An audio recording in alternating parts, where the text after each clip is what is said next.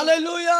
హల్లెలూయా. ಎಷ್ಟು ಜನ ಸಂತೋಷವಾಗಿದ್ದೀರಾ? ఎంతమంది సంతోషంగా ఉన్నారు? ಕ್ರಿಸ್ತನಿಗಾಗಿ ಸಾಯಬೇಕು. క్రిస్తనకై మనం సాయాలి. ಅದಕ್ಕೆ ನಮ್ಮ ಸಾಧು ಸುಂದರ್ ಸಿಂಗ್ ಅವರು ಹೇಳಿದ್ರು, దానికే సాధు సింగమైన చెప్పారు, ಕ್ರಿಸ್ತನಿಗಾಗಿ ಸಾಯೋದು ಬಹಳ ಸುಲಭ, క్రిస్తనకై చచ్చేది చాలా సులభము, ಕ್ರಿಸ್ತನಿಗಾಗಿ ಬದುಕುವುದು ಬಹಳ ಕಷ್ಟ. క్రిస్తనకై బతికేది చాలా కష్టము. ಎಷ್ಟು ಜನ ಸತ್ತಿದ್ರೆ ಎಷ್ಟು ದಿನ ಬದುಕ್ತಾ ಇದ್ದೀರಾ? ఎంత జనం సచ్చిండారు, ఎంత జనం బతుకుతున్నారు? ಪಾಸ್ಟರ್ ಸಾಯ್ಬೇಕು ಅಂತೀರಾ, ಬದುಕಬೇಕು ಅಂತೀರಾ? ఏం పాస్టర్ చాయాలనుకుంటారా, ಉಲ್ಟಾ ಪಲ್ಟಾ ಪ್ರಸಂಗ బతకాలనుకుంటారా? ಮಾಡ್ತೀರಾ ಪಾಸ್ಟರ್? ఏం పాస్టర్ ఇదే ప్రసంగం ಉಲ್ಟಾ చేస్తారు? ಪಲ್ಟಾ ಪ್ರಸಂಗ ನಾನು ಮಾಡ್ತಾ ಇಲ್ಲ.